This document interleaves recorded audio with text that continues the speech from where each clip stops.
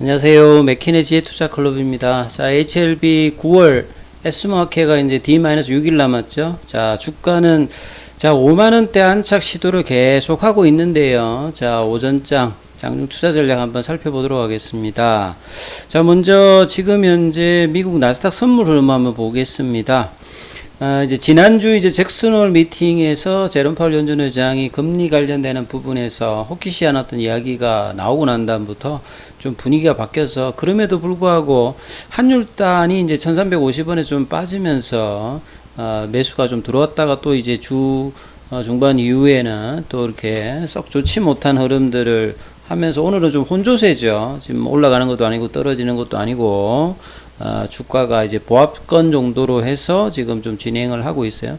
자, 나스닥 선물 같은 경우는 0.10%, 전일 같은 경우도 이제 새벽에 끝났을 때 미증시가 초반에는 한 300포인트 가까이 좀 밀렸다가 다우지수 같은 경우는 좀 반등세가 좀 나왔거든요. 그만큼 방향성이 지금 없는 제 9월달 어떤 흐름으로 가고 있고, 예, 그런 부분들이 이제 이달에 개최되는 FMC 일정까지 계속 이제 이런 분위기가 발표되는 지표에 따라서 될 수 있는 어떤 가능성, 그러니까 종목별 어떤 흐름들이 시장의 어떤 분위기를 압도하는 어떤 종목들이 시장에서는 좀 강한 흐름들이 나오는 요런 어떤 구조다, 이렇게 봐야 되겠죠.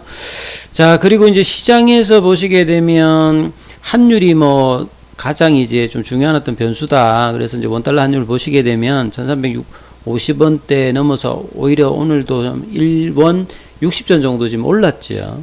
자, 이러다 보니까 이제 외국인들하고 기관은 어제에 이어서 오늘도 좀 매도세 흐름들이 나오고 있습니다. 개인들만 어제에 이어서 오늘도 좀 매수를 해주고 있고요. 연기금이 이제 거래소 쪽에서 좀 매수를 해주고 있고, 등락 종목 수에 보시게 되면 하락 종목 수가 상승 종목 수에 비해서 많은 편으로 지금 되고 있죠. 자, HLB는 그러면 이제 시장을 좀 극복할 수 있는 모멘텀을 가지고 있는 종목인데요.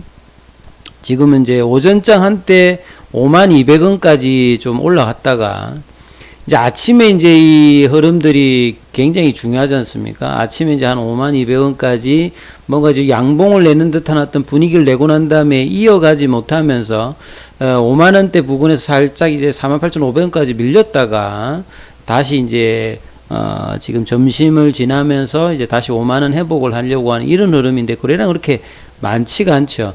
사실 좀 이제 5월달에 이제 이런 분위기들을 내기 위해서는 거래량이 좀 이제 분출되면서 올라가는 흐름이 나와야 되는데, 거래량이 계속 지금 아직 나오고 있지 않는 흐름이었죠.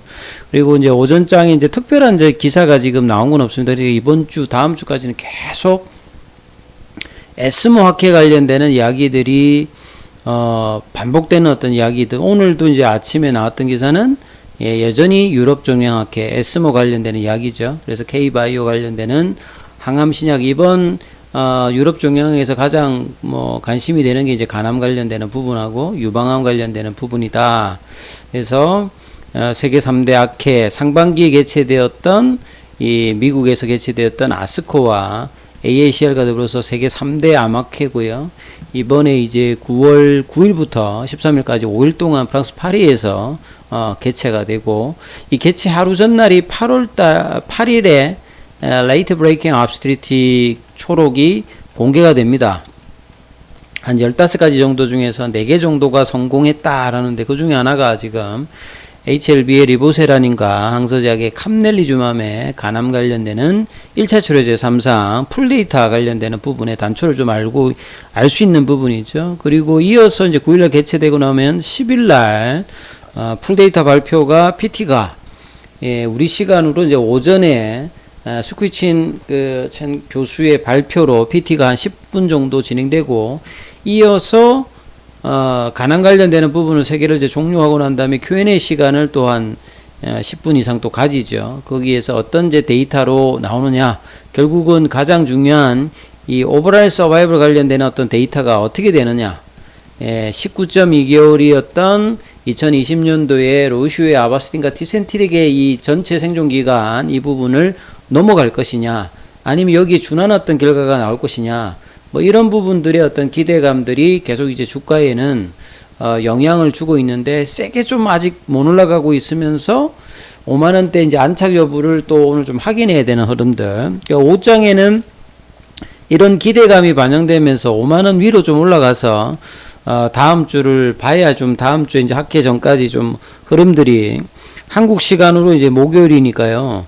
예, 이제 월화수 정도 실질적인 어떤 거래와 이제 주가가 학회 전에 어떤 분위기를 하기 때문에 오늘 거래도 좀 중요하고요. 다음 주 월화수까지 어떤 거래가 어떤 이제 기대를 보여주느냐. 결국 유중의 어떤 부담감은 45,000원 밑에 있는 게 아니니까 그 부분은 좀 벗어났는데요.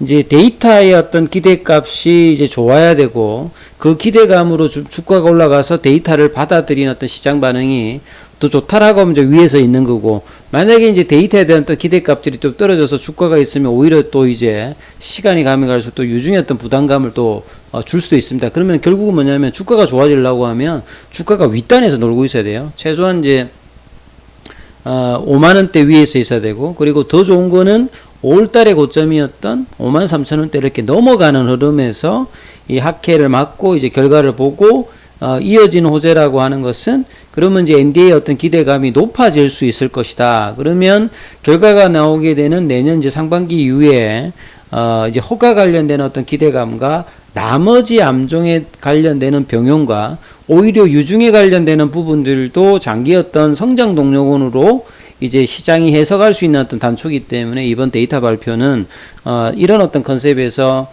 결과가 좋다라고 하면 장기적인 어떤 이런 어떤 상승 추세를 리레이팅 될 수 있는 어떤 부분들을 만들어낼 수 있는 겁니다. 그리고 그런 부분들은 이제 나스닥에서도 데이터가 좋아가지고 주가가 이제 NDA와 허가 관련되는 부분에서도 주가가 이제 장기적으로 좀 올라가는 경우가 많기 때문에 이 12년의 리보세라님의 어떤 개발과 그 과정의 어떤 결과물이 이 특히나 간암 관련되는 부분을 병용이지만 이 결과가 어떠냐에 따라서 HLB 그룹사의 전체적인 어떤 계열사들과 더불어서 향후 방향성이 굉장히 좀 중요한 이 갈리는 어떤 흐름이 나오기 때문에 회사도 기대하고 있고 시장도 기대하고 있고 투자자도 많이 좀 기대하고 있는 부분이다, 이렇게 봐야 되겠죠.